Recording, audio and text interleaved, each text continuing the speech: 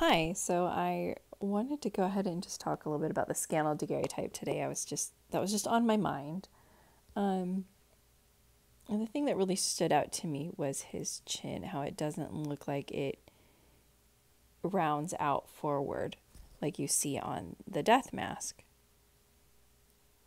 Um, so like things kind of line up pretty good, and so you see why. So that's actually the outline of the Scannell Daguerreotype guy's face right there. You bring the death mask back. I mean, this is why people are like, "Oh, it just matches. It matches." And so right where the creases in the chin kind of matches up, but what is interesting is looking at the lighting on the chin that shows, and if you look at the side, it's a chin that rounds out and it protrudes a little bit, whereas Scannell Kid, his chin,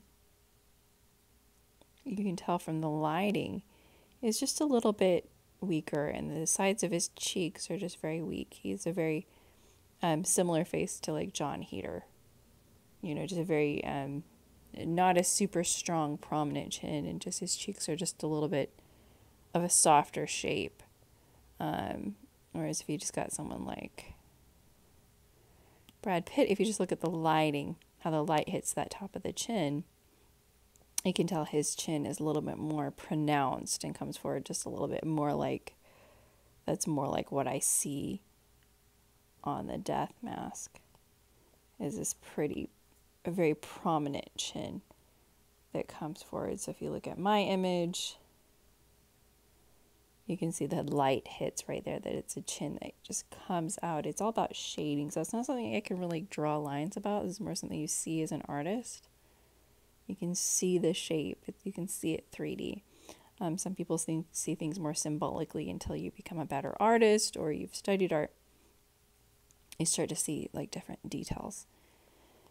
So, and then the other thing is just the provenance side. So people said that this was from like a Smith family. I think I already mentioned that, but they didn't seem, according to one blog, some women followed the whole family history, and even though they were Smith family, they weren't directly related to Joseph Smith, and they weren't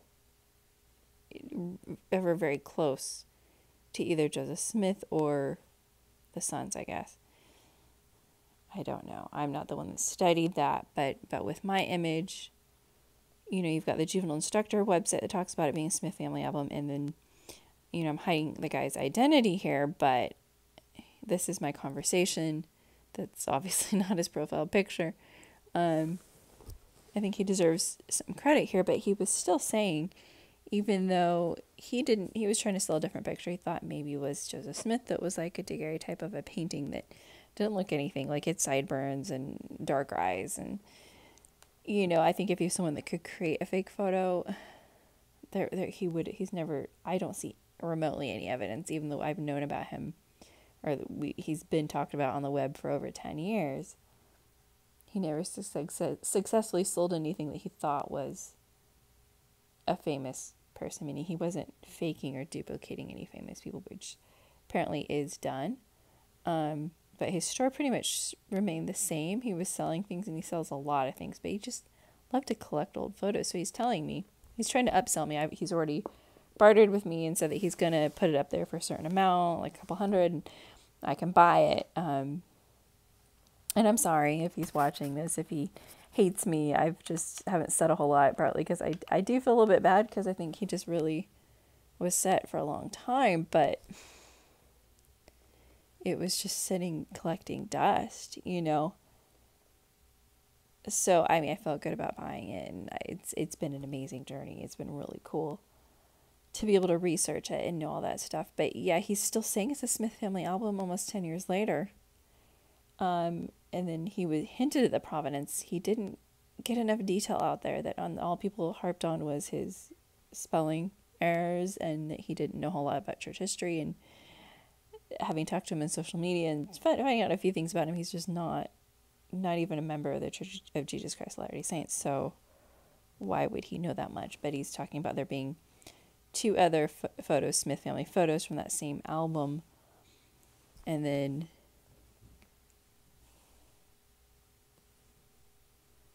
he's just saying it's a cool photo no matter who it is.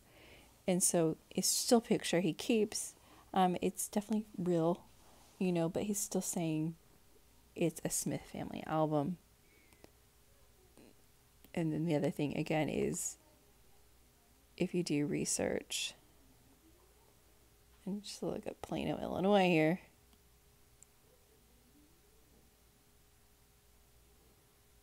It's about 10, 15 miles away from Newark. So we clicked on that. I just went ahead and marked it there because if you search Plano, it's kind of hard to find. But they're very close together. See, there's Illinois. There's the state of Illinois.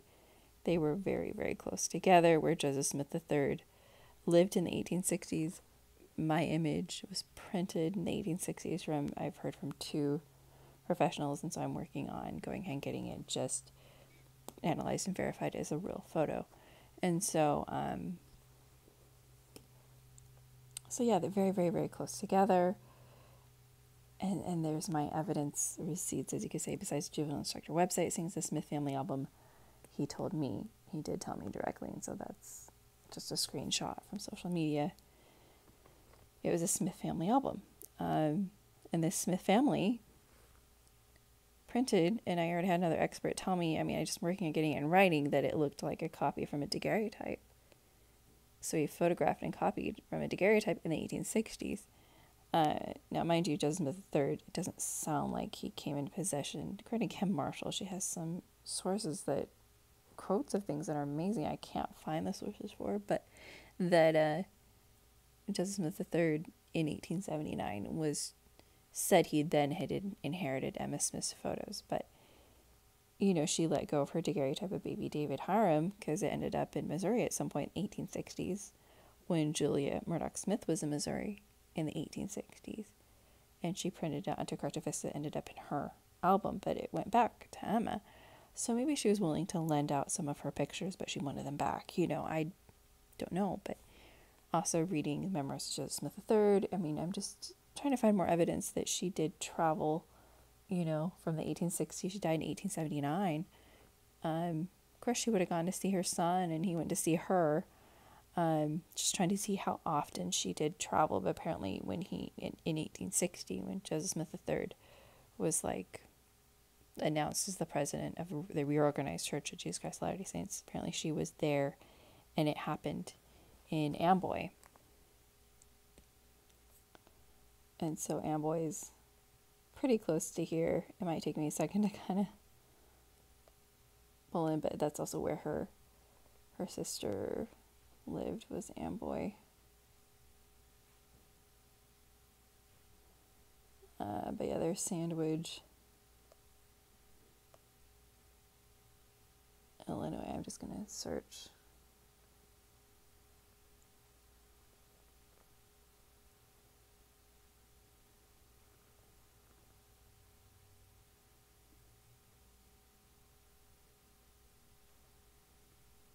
Not as close as I thought. I guess Amboy was a lot closer to her. But, or maybe it was in Sandwich. I'm thinking of getting my things mixed up. That's just where his aunt lived. Anyway, I think it was maybe more near Sandwich, but it was, I think that a lot of the people that were RLDS were there, but he was in Nauvoo. I think they were traveling to Nauvoo and converting him, and eventually succeeded and got him to lead the reorganized Church of Jesus Christ of Latter-day Saints. But yeah, it's very, very close. It's a Smith family album, according to, this guy's been consistent with that, even though he's been back and forth who he thinks it is. In the beginning, he just, even juvenile instructor, he's like, I don't know who this is, and he started to think it was Smith family, and he's realizing where these are located, but he never got specific enough, and that's unfortunate. I feel sorry for him. Hope he doesn't hate me, but if he'd gotten specific with Newark, Illinois, and just, he could just say that he thought it looked like the death. He thought it looked like his son's, and he does, but that's kind of all he had going, and that's what they made fun of, because he didn't explain himself well enough. They made fun of him not knowing church history, but he's not a member of the Church of Jesus Christ of Latter-day Saints. He didn't grow up going to seminary like I did, and most of these people on Juvenile Instructor website. learning all about church history and all these, and they're Mormon scholars, so it's just very harsh and unreasonable, but it doesn't mean a man couldn't end up with a Smith family album that had the daguerreotype that, or a copy of the daguerreotype, which is, obviously I don't have a daguerreotype, but Emma Smith's daguerreotype, the original one I've seen of hers from 1845, holding baby David Hiram Smith, born in 1844, was reprinted in the 1860s by Julia Murdoch Smith, because she had that clear reprint, but it wasn't reprinted clearly again. And it's a very damaged daguerreotype, which makes me believe that the original daguerreotype of Joseph Smith was printed in the 1860s, but was very damaged. So by the time Joseph Smith III got it in 1879, someone else got the clear cut to Vista. He got the daguerreotype that was damaged and almost completely black, like hers, I think, because once you take that glass off, especially back then, I mean, they didn't have a special place to go preserve and carefully remove things. They just took everything apart and had this whole full square. Like hers is in an oval inside the daguerreotype, but the reprint that's very clear that Julia had was the full thing, and you could see that outline, which means they took it out of the case, and it's completely black now, so it's totally damaged, either from that or just over time. But taking that glass off and all that thing that protects that metal from oxidizing, that's what caused it to be damaged. So I'd say from 1860 to 1879, when Joseph III finally got that daguerreotype,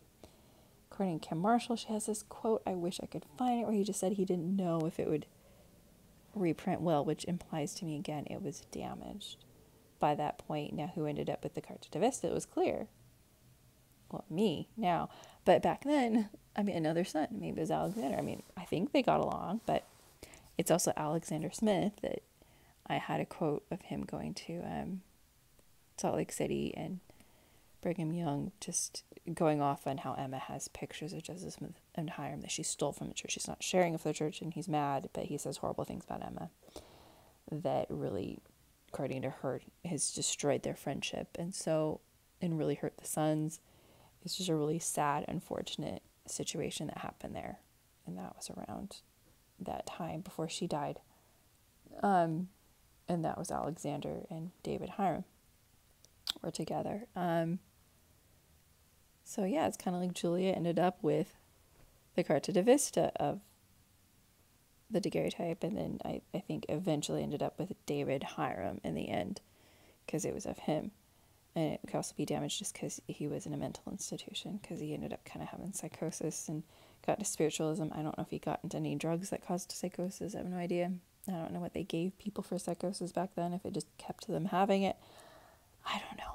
But he wasn't in his right mind, so it's probably also damaged because of who had it. But I'm thinking it's because it was taken out of the glass case and reprinted, rephotographed. Anyway, mine has a little stronger provenance than this. He has that weaker chin. Whereas my guy just matches wrinkles. You can see a lot more details than you can see in the Scannell Daguerreotype. Newark, Illinois. J.S. Bibbins, his father Elisha Bibbins.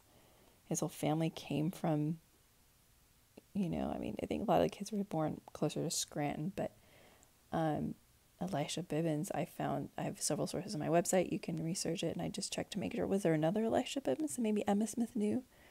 And there was not, because there's just books where they really kept track of these Methodist circuit riders. And Emma Smith was Methodist, so was Joseph Smith growing up. He leaned towards that, and they taught them to pray in the woods. And you got the first vision and story. But she was praying in the woods, and Elisha Bibbins they were all out there praying, or he was teaching her to do that. I don't know. But that's what converted her father. But that was that time frame. He went from Harmony, Pennsylvania. This Elisha Bibbins ended up a little bit more eastern, where J.S. Bibbins was born. The whole family came out in 1838 to Illinois. So for at least 5 years, when Joseph Smith was still alive, Elisha Bibbins was just a few cities away, in a city where there was a whole branch of the church. So in 1844, there was a whole branch of the church in Newark, Illinois, that they are doing a presidential bid. If you look at the Joseph Smith papers, I have that on my website. So it's all really, really strong, whether Joseph Smith went out there and traveled, had his photo taken by a 24-year-old J.S. Bibbins, or, obviously it's an 1860 Carta Vista. I'm thinking it's Lucien Foster because this background looks a lot like Emma Smith's 1845 image holding baby David Hiram. That background looks the same. It looks like it's darker at the top and slanting a little bit. And then you've got, I think, Wilford Woodruff has a picture that someone has the daguerreotype of, and you can see he's a lot shorter. I mean, that guy was 5'7" or something. Wilford Woodruff was a lot shorter. So just his head would line up lower. It's just all these details of things I'm finding out are just really crazy and cool. But yeah, I'm looking at getting this tested to make sure, to show it's real. But again, I see no evidence that G has ever, if he wanted $400,000 2 years ago by selling a daguerreotype of a painting, if he was capable of creating an image on a saltwater print, with the sheen and the egg white sheen, and on an I don't know if he was capable of creating fake things. I see no evidence. There would be some, there's none, but still I have to get it tested. So you can support me on my website or join Patreon, support me there, or you can just buy a copy print for about $26, and that would help me out too. So you just have a store on my website now. Anyway, have a good day.